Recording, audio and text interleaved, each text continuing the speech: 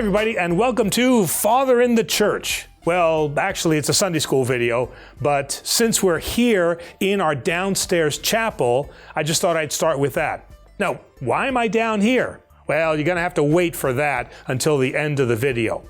But there's something else I want to talk about. Tomorrow is the celebration of Martin Luther King Jr. Who's that?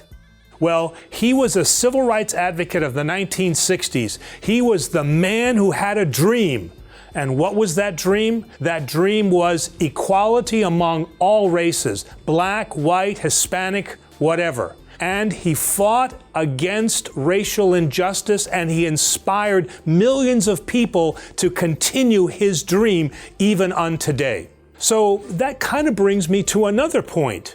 What does the Bible say about diversity among the different races? So let's talk about that. I'm going to start by jumping all the way to the end of the Bible, which is the book of Revelations. And in the book of Revelations, it says that God will bring together then all of the nations of every people's culture and race. So it is even God's dream that we all, as the image of likeness, will come together. Now let's go all the way back to the beginning. In the Old Testament, we have Moses, who was a Jew, who married Zipporah, who was a Cushite, which means that she came from the region of Africa. In the New Testament, we have two great examples. We have Simon of Cyrene, who helped carry Jesus' cross, and he was also African.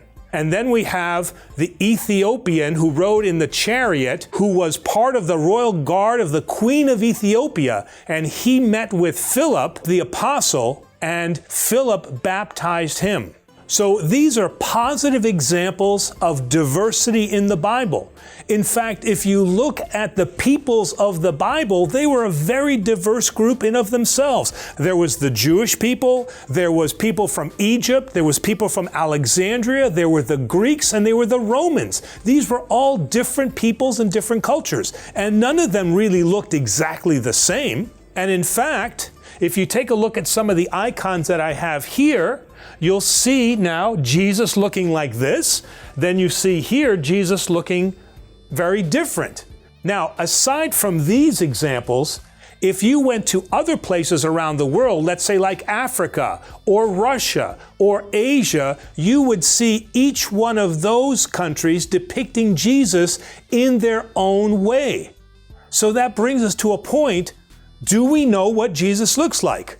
And the answer is no, we don't know what he looks like. I doubt very seriously that Jesus looks the way some people have depicted him, with long flowing hair and deep blue eyes, handsome like Fabio. But there are certainly some assumptions that we can make. We know that he was born in Bethlehem to Jewish parents. So we probably have an idea that he was dark-skinned. He probably had curly hair as opposed to kind of the straightened hair that you see here. And he was probably not very tall. So certainly he could have had the characteristics of peoples of the place that he was born in.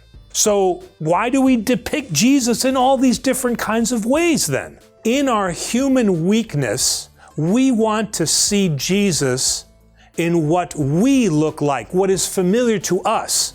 But we have to remember that as Christians, Jesus Christ is now divine. He is that bridge. And we, by God, are made in His image and likeness.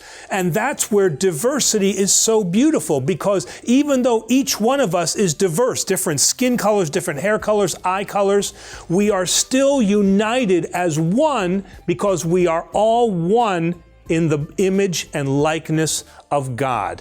And Jesus was God made human for us to be able to see that. But like I said, because our human weakness doesn't allow us to see that true image and likeness, we want to see Jesus in that familiar form. So what does that mean for you? That means that you should never be ashamed of who you are. In fact, St. Paul tells us in Christianity, there is neither Greek nor Jew. And what he meant by that is that we are all one in the body of Christ. And regardless of what it is that we look like, we should never be ashamed of that.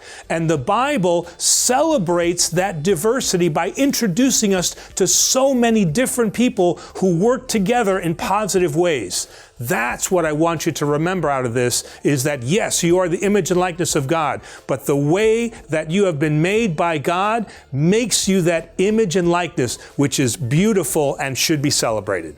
Well, thanks everybody for watching our Sunday school video. And, oh, wait a minute. I forgot to answer the question of why are we here in this chapel? Well, we're here in this chapel because for many, many years, this chapel was actually used by the local Ethiopian Orthodox Church, and they celebrated their divine liturgies right here in this chapel. So there's a wonderful example of diversity, of welcoming diversity, right here in our own Annunciation parish. So, again, remember, like, subscribe, share, and we'll see you next time.